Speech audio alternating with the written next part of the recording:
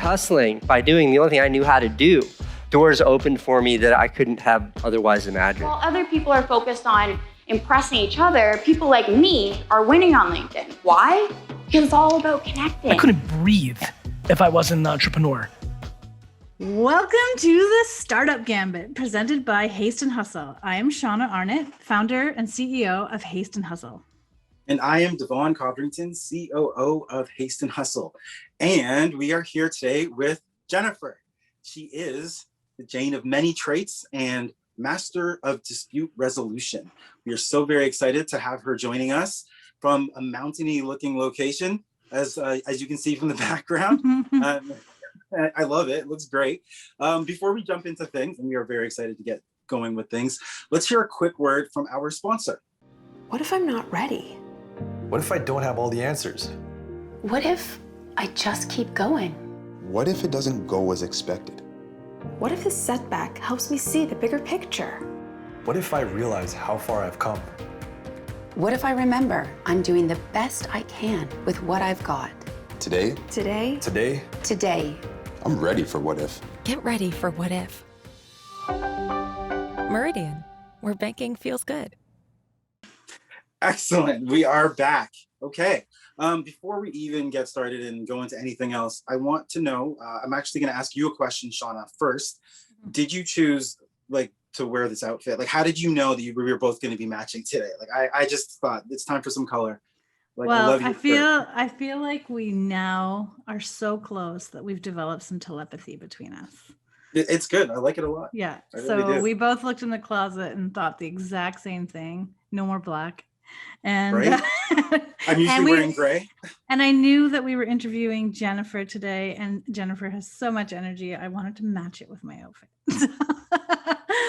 Anyway, so yeah, that was. And clearly my tie-dye, it's a little bit blush for your bashful, and I'm quite excited. Thank you to R&R for outfitting me today. Nice. Oh gosh, I love the tie-dye. It looks good. Yeah, always. Well, we start every one of our interviews out by letting our guests introduce themselves. I'd love to, have each guest share their story and take some time just to explain who they are, where they came from, and how they kind of got to where they are. So I would love for you to share that with us and our listeners, and then we'll get into some questions. Thank you, SHAUNA and Dee, and the lovely red Simpicado. I am totally into the HASTE and Hustle vibe. Thank you, listeners, for tuning in this afternoon, evening, or whatever time zone it is around the world. As Dee kindly mentioned, I am a Jane of many trades and most recently a master in dispute resolution. I did just graduate from Strauss Institute to learn how to really arrive at conflict resolution. The marketplace, particularly with the COVID climate and the way in which, for better or worse, our world has evolved and devolved, it is increasingly important to have a neutral in your corner who does not side with either party, but really seeks toward a compromise for all parties to arrive at a resolution. And that's the degree I now have. I do have a mountain in my background. It is in Wyoming. It is not at all one of the stock imagery. It's a picture that I took myself without a filter, and it is my view. All listeners are welcome to visit. If you're interested in Wyoming, you can definitely hit me up. And I know both of these beautiful humans from HASTE and Hustle would attest that mi casa is always su casa. I have a long winding road of a career. The long and short is I'm able to do most. The few things I can't do, I very much admit and lean into people that are smarter than me. Yet I've just begun. And that's why I think being a serial entrepreneur and someone that wants to innovate for the greater good is why I have a full-on knockdown, drag out, in love every day with HASTE and Hustle. And I'm just grateful to be here.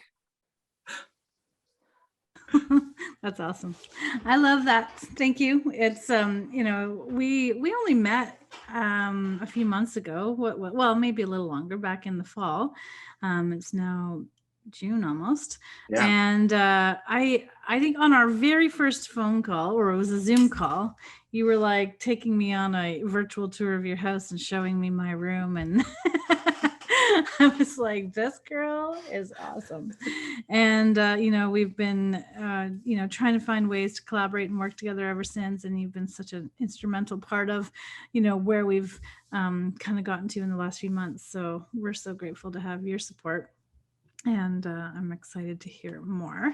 So I love that you're currently living in Wyoming, in Jackson, which is one of my favorite places in the whole world. Anyone who travels with me always gets sick and tired of me telling everybody, like even when I was getting off this plane in this little airport in Africa, I was like, this is a really nice airport, but it's not as nice as the one in Jackson. And they're like, okay, we know, Shauna, we love Wyoming. But in the spirit of flow to interrupt for our listeners, sure. The reason why Shauna is not just in love with the place I live, but has a fact-based reason. The airport is based in a national park. Yeah. It is the only airport in the country that's a national park. And technically you could say in the world, because national parks are US based. Mm-hmm. So you are spot on in your assessment of it being an impeccable arrival and departure, because you literally arrive at the view you see from behind me. It's stunning. Beautiful. And you walk into the airport and you rent your bear spray and you go on your way. Right. Anyway, but I love that you live there. But you grew up, did you grow up in Chicago, or were you from, so you've come from this like very large city to a much smaller area. And, you're still running, your businesses, and you're doing so many great things. And I think it's important to, for our listeners, because a lot of our listeners are small business owners from around North America, mostly. And, and a lot of them do live rural. And I think it's interesting to really understand the whole idea that we can live in a rural place, but still work, in larger markets. And so I know that's what I do at this point. So we'll get to that. I just wanted to sort of address your beautiful location. But where I wanted to start with you and, sort of start with some of the creative, one of the things I note about you the most is just how creative you are. And the thing I love about you supporting Haste and Hustle is I've always wanted Haste and Hustle to be different, to do things differently. Like I see so many people doing, they get on and they try and do the exact same things. And you come in and, you find all these really unique ways to engage and strategize and just build up our brand. And it's so, every day I'm just like, my jaw's on the floor. So it's really interesting for me to see you as a creative person. I definitely see you that way. So I wanted to start talking about brand building. And because everyone's had a bit of a challenging year, and a lot of people or they're just starting out, I'd love to look at, strategies that people can utilize to build their brand in a creative way, on a bit of a shoestring budget, or at the beginning of the outset. So take it away. Excellent questions. I'd want to first remark on, because it is true, being an urbanite, but then finding your heart and soul in a rural environment. Fortunately, technology has enabled the fact that from a business perspective, the world is still your oyster. And I encourage all listeners to find a place where environmentally shit's going to go down no matter what. Life has proven that in the past year and a half with this global pandemic. We are inept now and adept to leverage technology to connect us all. And so if you love the urban sprawl and you want to be as crowded as possible, vaccinated or not, masked or not, go there, you'll connect to us rurals. Vice versa is the same as Shauna articulated. I've never felt more dialed to my Chicago roots, to my colleagues internationally around the globe. I have yet to work in Antarctica, so if you want support there, I'd probably even just find time in the middle of the night, because I want to say I've worked in every continent. But brand building in a great way from that context is very fluid. And yes, you have to spend money to make money. And yes, inevitably, there are going to be hard decisions about investing in yourself. And that's going to include borrowing funds, and reach out to people who are experts, because there are schemes, but there's ways to actually be very financially responsible. My strong belief system is stick to what you know. I take the punt all the time. I'm a risk taker. I'm a believer, but I also rapidly prototype. Shauna talked about my ideas. People call them idea fingers. It's a real thing. I say that. I do actually use the middle finger because I think it's a little more fun. You know, the reason why I do that is because actually all the things I suggest have either been stolen from someone else, which I give credit, have been applied in a place and failed, but then through the failing and learning, I know how to make it successful. Or number 3, has never been done before in my purview. Likely there's no new idea, but the point is test and learn. And that back to that urban versus rural spectrum, there is a place to test everywhere. And as entrepreneurs and business owners and brand builders, you have the opportunity 24/7, 365 because of technology to test. And so my 2 wrap ups for that initial question are: number 1, stick to what you know. And number 2, rapidly test and learn. And I am happy to be a guinea pig for anything that I'm capable of testing on.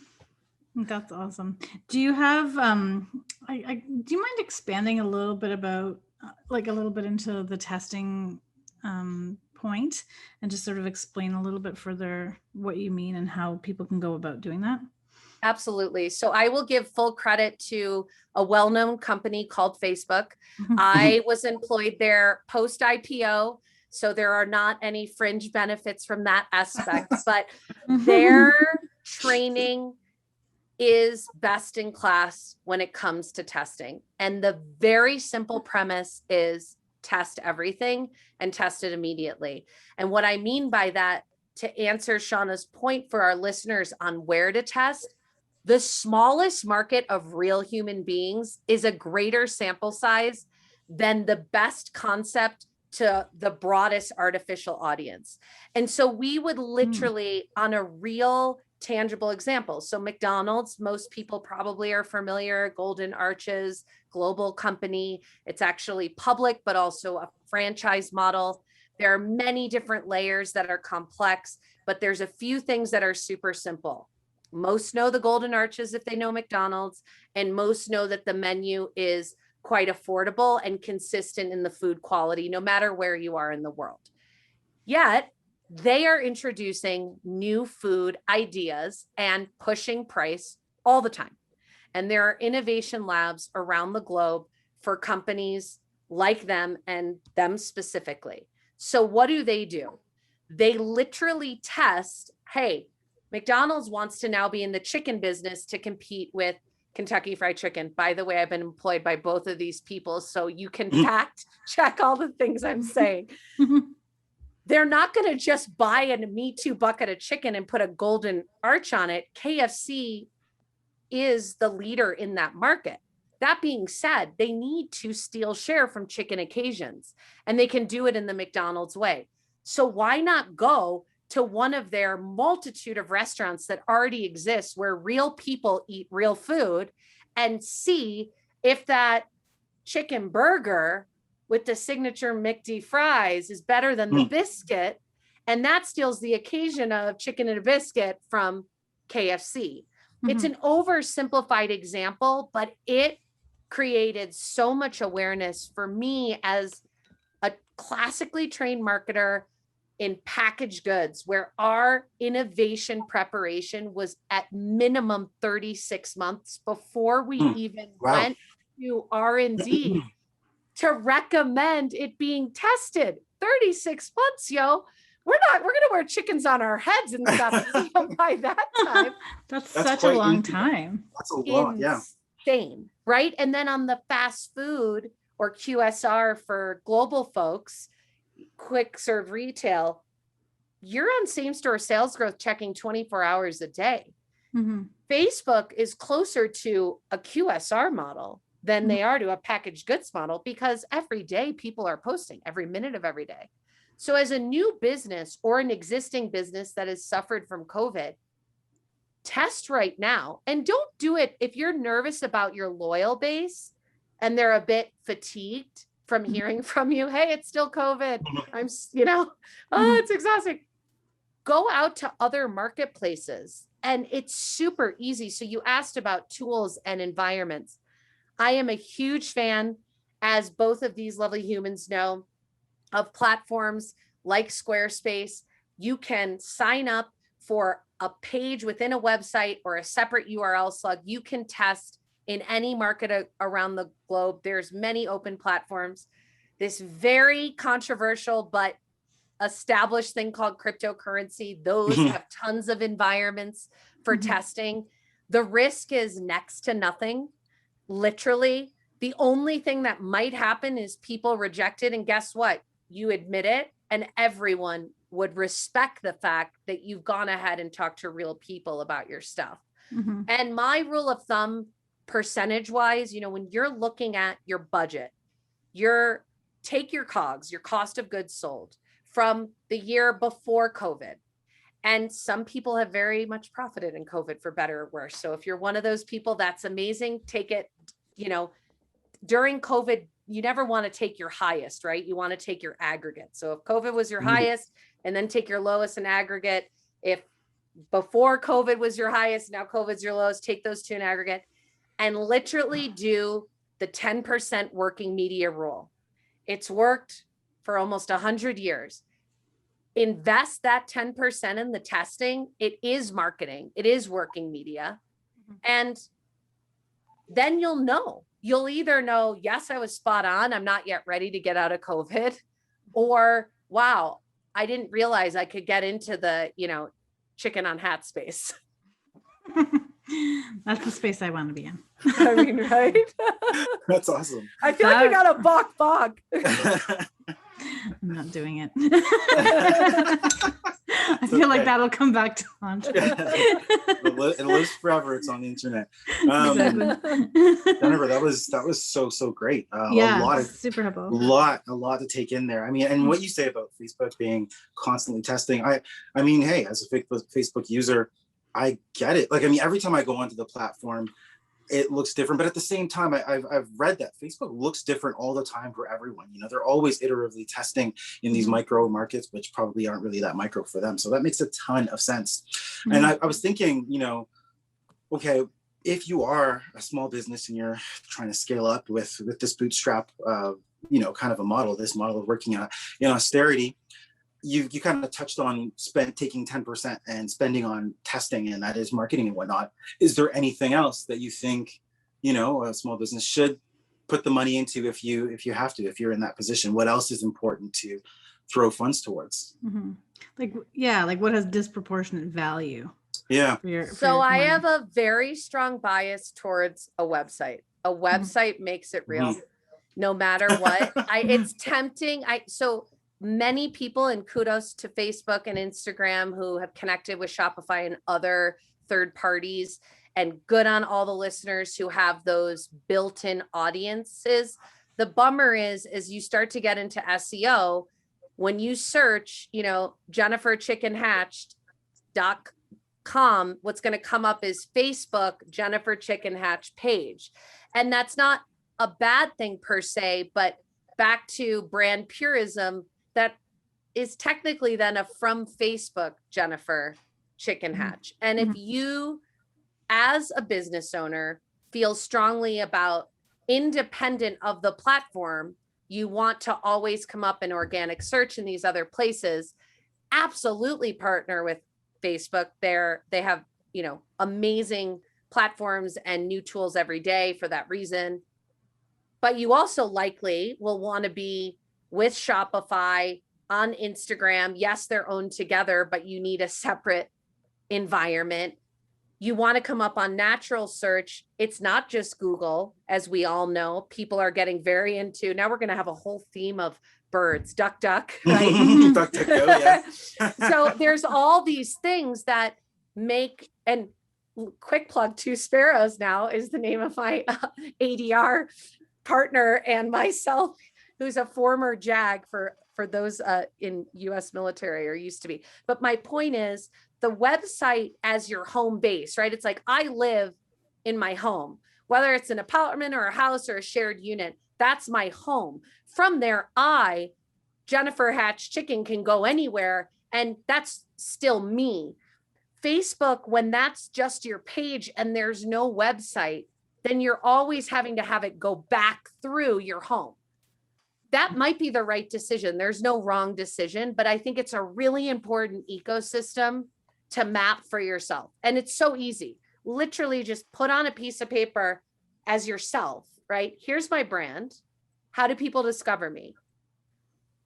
Okay, they went to SEO, or they went to Facebook, or they went to Instagram, or they were on Twitter or TikTok, or. And then what's the closed loop back? If it's a Facebook page or an Instagram page or just a Twitter account or just a Shopify account, as you can imagine now, you're in their algorithm, which is an independent pillar of the whole map. That might make a ton of sense. A lot of brands that I have supported over the years say, Jay, I don't care what you say. I want to be just in Facebook, or I want to be just in Shopify. And it's like, own it. That's all that matters, and see it through. But just know, right? Have the knowledge base of that full circle, because it is really, really important. And it does impact when you're cash strapped. You're not going to automatically come up in algorithms when you're in just one of those pillars. Yeah, I agree. Yeah, I've always been a huge fan of a strong website. And it's funny because I've worked with so many, Gen Zs, and they are notorious for not really wanting that, like they're like, we want just the socials or whatever it looks like, just a landing page even sometimes, but which is even better. But but I always kind of go back to the traditional. Well, I must say, since SHAUNA looks so young, and I do know we're the same age in one of our first meetings. I love how you said you only knew me for 2 months. I was like, I think we're almost having our year anniversary. I think it was a year too. No, I said a few months.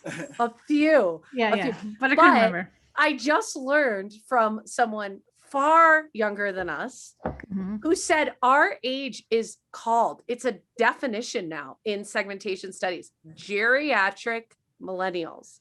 And what that basically means, so word geriatric is just a terrible association. I would like to say vintage. If any of you listeners have a contact with the census, I'll contact them myself. If you agree with this assessment, we should do a survey. I think we should be called vintage millennials. And what I mean by that is we still write the good old handwritten note. We still remember the Cosby Show. But yes, we also know that Twitch exists and that TikTok's more famous. And guess what? We're the vintage millennial. Yeah, I like that too. Well, awesome. I think that comedian Eliza Schlesinger, she calls us elder millennials. That's true. Yeah. But I do like vintage. I definitely don't like geriatric. Geriatric. That's ridiculous. That's new level. I have 80-year-old friends. What would we call that? Geriatric. I'm 41 years old, man. This is crazy. Anyway. How dare they? Yeah, how dare they? Well, let's contact the census. I'm just in the middle of trying to fill out my census. Anyway, that's another story. Okay, let's get back on track here. So one thing that I'm finding so interesting that you've been working on and helping support us on as we kind of venture into some new business structures is looking at corporate social responsibility and using a B Corp structure from the outset. And so what I'm wondering is, does it make sense for small businesses or new businesses to start with a B Corp structure and then building that CSR from the very beginning? And is that something that's possible, feasible, and does it make sense? So the short answer is yes, and. The longer answer is, the greatest thing about being a responsible business owner and getting these types of accreditations or behaving in a way that ensures that you keep them is that it's easy for you, because when you start, you're building a foundation of what has to be true. And more importantly, in my very strong bias, what's not going to be true, right? Most businesses get to a fork in the road. Am I going to compromise on what I believe to scale? Am I going to go partner with this person, even though I never was going to, because I need the profits, et cetera, et cetera. Corporate social responsibility, and huge shout out to Paul Paulson, former CEO of Unilever, who made the astute observation and then made it his mission until his retirement from Unilever that CSR cannot be an office next to HR. It has to be an underpinning of everything you do as an organization. Unilever is, of course, an FMCG, CPG company. So there are certain things related to manufacturing and supply chain that very much speak to corporate social responsibility. But as you think about those words, who am I as an individual and then as part of a corporation? What is the social benefit to what I'm doing? What is the responsibility I'm going to take on myself as an employee on behalf of the corporation? And then importantly, when am I going to make a hard decision to say, these benefits aren't aligned to what I believe? So as a business owner, you actually get to call the shots. And B Corp, as Shauna articulated, is short for B Corporation. It's a certification. It is a global mark. It is applicable in all countries. The reason for that is super smart. I did not invent it. I just advocated wholeheartedly. You do not have a tax delineation, which, as all of us from different countries or being from one country but have worked in very many, there are different rules and regulations in every single country. And so for better or worse, there are different corp delineations. When you remove that federal component in any country and you say, this is a certification and here are the parameters that are going to determine whether or not you are this certification, then each country decides what the tax benefits are based on that country. Highly encourage every listener to check out bcorporation.net. It is a super straightforward website. It feels like it was written from a haste and hustle, and I think someday we should have an avatar from them. But the coolest thing about them is that you can take a self-assessment. It's called an impact assessment. You can do it at any stage of a corporation. So if you have no employees yet, or if you're already quite established and you're revisiting whether it was COVID as a trigger or other things that you just want to reflect on, what is my expectation for my contribution to social, environmental future?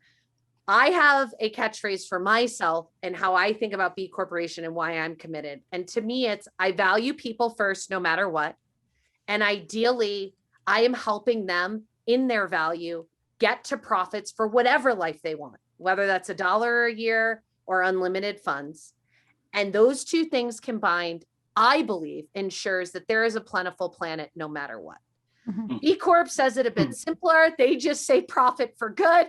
But the way in which I keep reminding myself every day, I'll say a very provocative example in one of the questions in the impact assessment. FYI, it takes about 10 hours. So definitely carve out the time.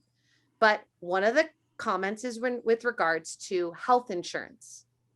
If your health insurance in a country where every citizen does not get insurance, that insurer decides that there is something specific, whether it's gender or race or sexual orientation or handicapped, that will not be covered. As an entity, are you going to make the decision based on your belief system as your what's the social benefit? Are you going to change course? And you have to think of the worst case scenario. Changing course could mean everyone's uninsured, right? It's not the easy answer of, oh, well, of course, I want everybody to be insured. But if you're not in an environment like here in the state of Wyoming, very conservative, Americans know this, very few insurance companies, the private ones that corporations can get access to are not only quite expensive, they're nonprofits. So they're needing to raise money to pay deductibles. So it's not as simple as just saying, well, I reject the framework and I'll just go insure people somewhere else. What if somewhere else is nowhere? And so I say that in summary, because what I have found about B Corp in my own self-discovery is that I want to be in the business for people to live the way they want, whatever that means, or no matter who they are. And most of us have to work in some ways, whether that's for mental reward or for providing a, shelter or food, if we're into that, environment. whatever the thing is, we need currency.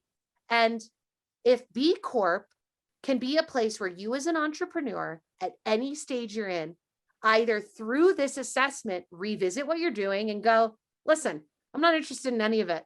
Thanks. But great, that reaffirms you're owning it. On the other extreme, maybe it leads you to make it a new world for all of us. And well, thank you very much.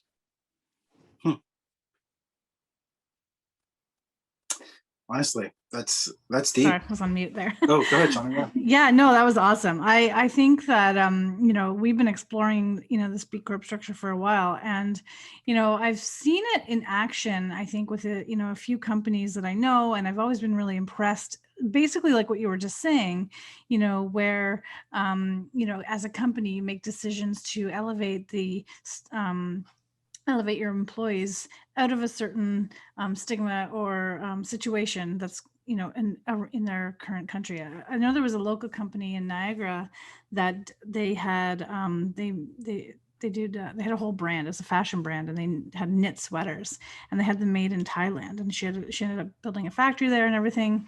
And it was really great because what happened is she discovered that all the women that were working there, they weren't allowed to have bank accounts in their own name. And this is like maybe 15 years ago, like it wasn't that long ago, you know? And so she personally went to Thailand and helped change the law there so that these women could get paid, and she pays them, you know, a wage that's certainly much more suitable for to build a livelihood. And you know, it was a great example to me. And I remember when she told this story at this event I was at, I heard her speak, I thought it was so interesting. And so when you say that about B Corps, and I'm sure that's her structure, I'm not totally 100%, but that makes sense if it is. I just think it's such a wonderful way to help take your core values as a company and implement them in a place that's not necessarily, and kind of surprise and delight your employees, and build that genuine hope and meaning in their lives as well, because really they're the people that help build your business. So kudos. I mean, you just nailed something gorgeous, and we'll absolutely, for the listeners, find out the person's name and reach out. And having worked in Thailand through Kimberly Clark, a very unsexy thing, not at all cool textiles, but loo roll for your bum. Thailand is also a water washing market, so you can imagine how interesting that was to help them understand, you know, the benefits of dry paper. But you nailed on something that I think is so important, whether it's B Corp, whether it's CSR, whether it's just your mission, right? The statement that you write, going through that forethought of what are you paying forward? You might just be a ruthless mercenary and be like, I'm paying forward cold hard cash. Yeah. And I am, fortunately or unfortunately, not someone that thinks anything of a person's decision. The time that it gets hard for me to comprehend is when the inauthenticity takes over. Yeah. So if B Corp and CSR, or a different avenue that we don't yet know in this social responsibility realm, don't appeal as an entrepreneur, and if you're one of those listeners, be comfortable owning it. There are many highly profitable businesses that we've all been witness to globally that just go, sod it. I don't want to be that. I'm this cog in the wheel, and the economy needs this. I mean, look, COVID gave wealth to the people who needed it the least, billionaires. And they're not, for better or worse, saying we don't want the money. So I don't disagree with that. What will be annoying is if they come out and say, we didn't want the money, right? So just see, a brand values, you see the whole thing through. Be tried and true to that. And you can grow and you can scale and you can ride into the sunset owning it. And if you're part of B Corp, we clearly would love to help in any way we can. Yeah. Well, you know, that actually totally leads into what I was going to ask next. And part of it was that, you know, when you're building a CSR program, into your business, how do you maintain the authenticity of it? Because, you can do it for, tax purposes and, just to look good and, come across as one thing. But how do you find, the genuine core values? And maybe you already answered it. Maybe it's just not for your company, but, how do you utilize CSR in a genuine way, but also leverage it for positive marketing? No, I love it. So I think there's a few different things. There's number one to me, owning who you are, but also being comfortable. Some of us aren't as self-aware, right? The three of us happen to be acutely self-aware. And by the way, listeners, it's not always a positive thing. It's it's a lot in both the head and the heart to always be so on point with where you are. Always recognizing those points where you want to change and improve. Exactly. Do I need to scale this back? Yeah. Perpetual beta, it's a real thing. Yeah. But acknowledging that point in what you are or what you don't yet know you are. And then I am a huge fan of leaning into people who can assess better. If you're not self-aware as a person, you can hire someone or you can assign someone on your team, even if you're a team of two, or if you're only yourself at the early stage and you just want, a Jennifer Chicken Hatch or someone else to go, hey, let me assess your business. Let me get through these three things. And from there, let me also remind you when you're getting off track or not. And if you're getting off track, it's not a scorecard. It's not like a fear audit thing. It's instead just to check and adjust on, you know what? I just made this thing in the middle of nowhere, but I can charge less and I can get it to 100,000 more people. So I'm going to do it. The trade-off might actually make sense for your business and be okay. It might change the B Corp certification, but it doesn't mean that you're on some blacklist or rejected from your category. And that's the thing. In my dream world, Haste and Hustle would be a perfect avenue. There's a spectrum based on the neuroscience of human beings where you decide your motivation for what you're going to achieve. And it's a very simple and small set of things. Are you motivated by social acceptance or fear or ego? And from that, they're all valid. But with those three things, I think that we should be able to, through a Haste and Hustle model, say, in short, then that means B Corp's probably not right for you, or B Corp spot on, or hey, you can have your CSR be an underpinning like Unilever did. Unilever didn't do B Corp. B Corp was originated. I don't know if the actual certification was founded, but one of the first globally recognized brands was Patagonia. Yvon Chouinard, of course, is a very famous founder and incredibly impactful and very consistent culturally. Everybody can fit. It's just through people like us who have expertise, know where the bodies are buried, but also will acknowledge what we don't yet know and help you just stay disciplined when you're in the lane in summary, but then also let you traverse through. I just want to be the facade. I'm not really going to worry about where I'm exported, where I'm imported. My goal is as simple as everybody wears my t-shirt around the globe, no matter what, and it can only be 10 US dollars. Yeah. That model will limit you significantly in the B Corp lane.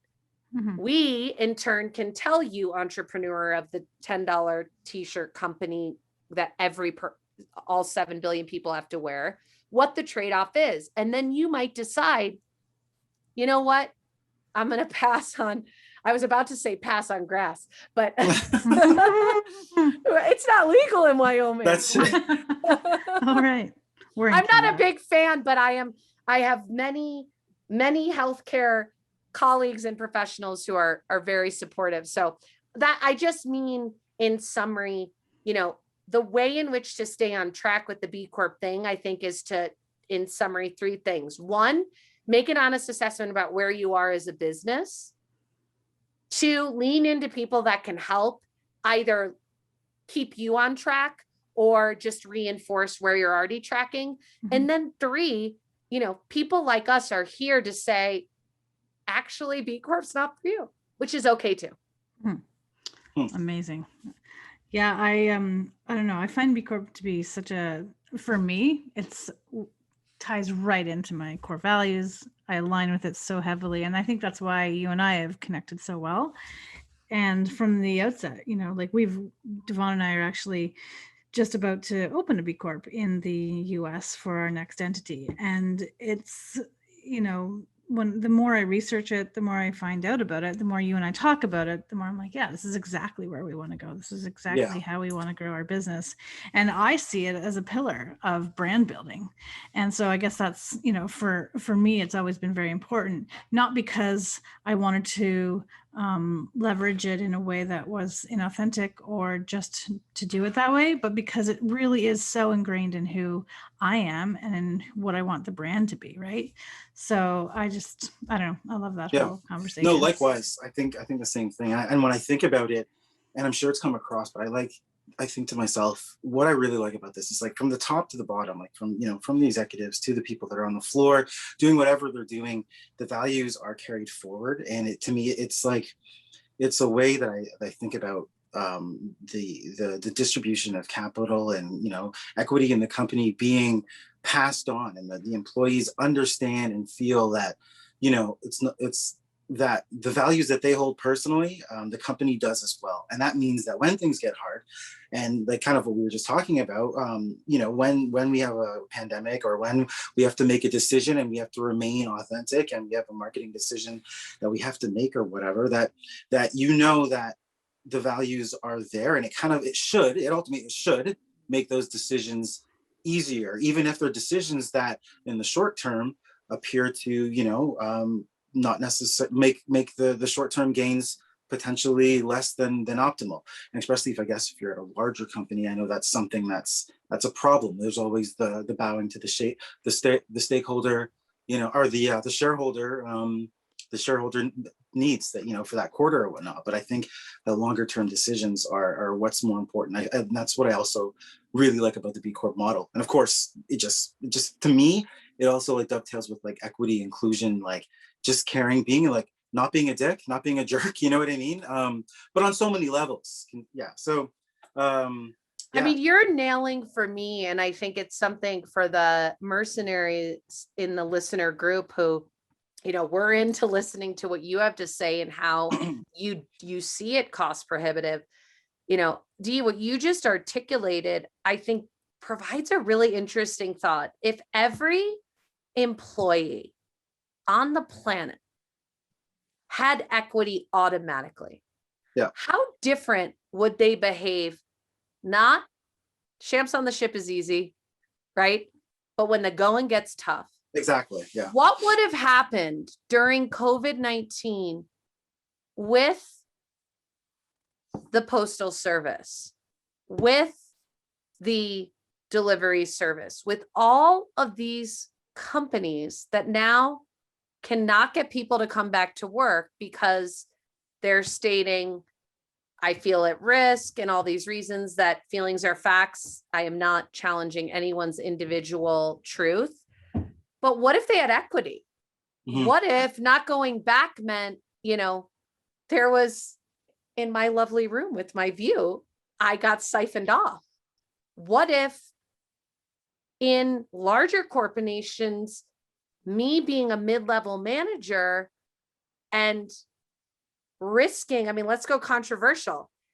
I feel as a female, I pay less, people are threatened by me, I'm put in a corner, don't put baby in a corner. Now I'm going to hire myself because I now have this degree. Yes, I can support you very much so, right? But then if I have equity, do I measure my making a stink more? Do I filter things through in a different discernment? If I inevitably make the same decision, no cost, right? No equity means that I should stay in this environment, then absolutely stay full bore. But did we almost, through the principle of B Corp, where it's equitable for all, right, in varying degrees, do things change when the going gets tough?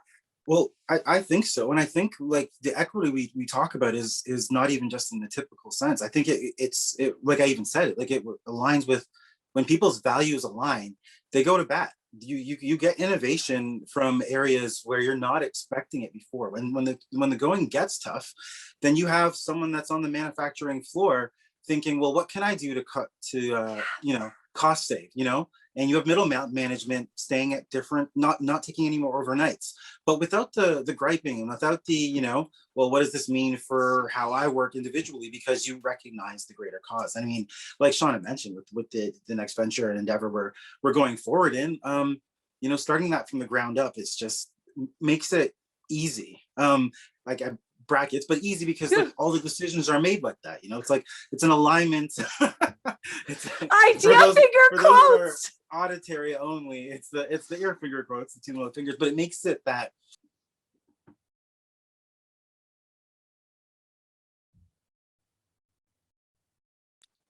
So yeah, it's kind of like that. You air finger quoted, and then that was really cool.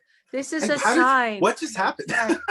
That was insanely cool. Okay, let's pause for a second. Did I mute Zoom by making a air? No, that was me by accident. That was eerie and cool. I'm sorry. That was crazy. I was like, quickly stretch my back. And I can't unmute you because it has to ask. Anyway, I'm so sorry. I was like, oh no. Okay, no, that's good. Right. I got to stretch. Okay, well, I was somewhere to say that values matter. Bottom line, when people care and what we're trying to build, we make decisions differently. It aligns with our business vision. And when you make a vision, you think, what do we stand for? What are we going to do? Where are we going to be from a practical, these are the steps we've got to take standpoint, but then also from the culture we're going to put forward. What are people saying about us? What are competitors? What are the people that we want, our clients, our current and future clients saying about us? And it's like, all that goes into who you are and how you run the business. And I don't know, I think that's what we're talking about. I feel like you just killed it though, in terms of, I'm really being, I feel this aha moment in terms of like a brain on fire. There is an opportunity to maximize listeners' interest in the B Corp model, whether or not you decide to become a B Corp. And the simple premise is, if we all agree we're human, and yes, some people have canines and other species on their staff, but for the purpose of this argument, we're all human species, and at varying degrees, we are taught from our maturation to be survival of the fittest, for better or worse. Us selfless people really struggle. It's hard, right? But if we can offset the survival piece by making it actually, B Corp's about every individual. You can be as narcissistic as you want. How cool is the concept of embracing what's typically the anti of social benefit, the anti of inclusion, the anti of can't we all just get along? It's by actually saying, yo, SJD, individual, stay your course, be all you, no one else, only person, island life, right? That's your equity. How sick. I think we just, by myself all day, every day. We just came up with like a world-changing idea. I think we should get the Nobel Peace Prize and sail up into the sunset. under my R&R, baby. That's amazing. No, I really love the idea. I think that it gets challenged through more of a capitalism structure. Yeah. Because there is this I've worked harder, longer, I've got more education, and then people kind of, they place value on some of that. So it's harder to make that work the same way.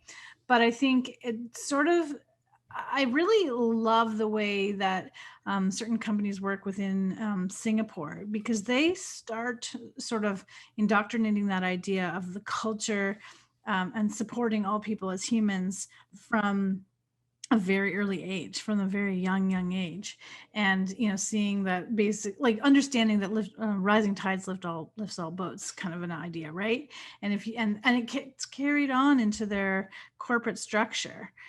Yeah, exactly. And so I remember when I was there and I was asking about it, I thought it was such an interesting way to, build their country. As I mean, there's lots of things that aren't great there, but that to me, I thought was very interesting. And I think that kind of ties into what you were saying.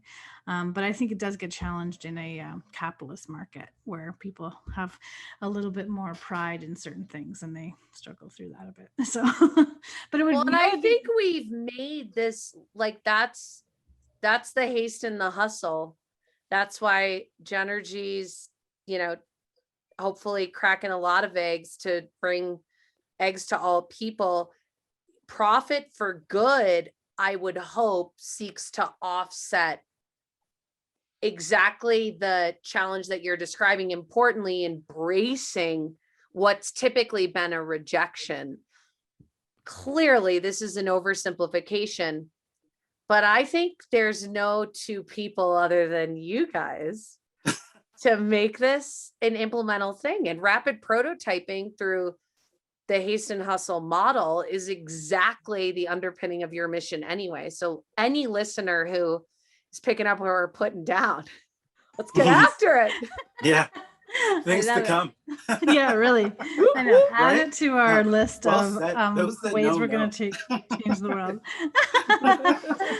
I love it. Well, this is so interesting. Yeah. I feel like we could probably talk for another 2 hours. We'll make a Joe Rogan podcast and that'll Right. be Deal. But I do want to, honor both of your time, or both of you and your time, and just ask, one last question, which we love to ask all of our guests. And it's basically, what's your number one takeaway for listeners? If you could give one piece of advice for new business owners and entrepreneurs, what would it be? The first thing that came to my head was don't stop thinking about tomorrow. And it is definitely a lyrical steal. I'm a very big fan of the all sensory vibes. I mean it though. A lot of people are into the live in the present and yesterday's history, tomorrow's a mystery. But if you're a serial business human, you can't stop thinking about tomorrow and own that too. So, it's an exciting time. Challenge makes things really opportunistic. Mm-hmm. And when in doubt, get on this podcast and share your thoughts. I have every bit of confidence that vulnerability and sharing, I can't say we know all the answers, but I feel like we know someone if we don't. And so we can give you all the answers. Excellent. I completely agree.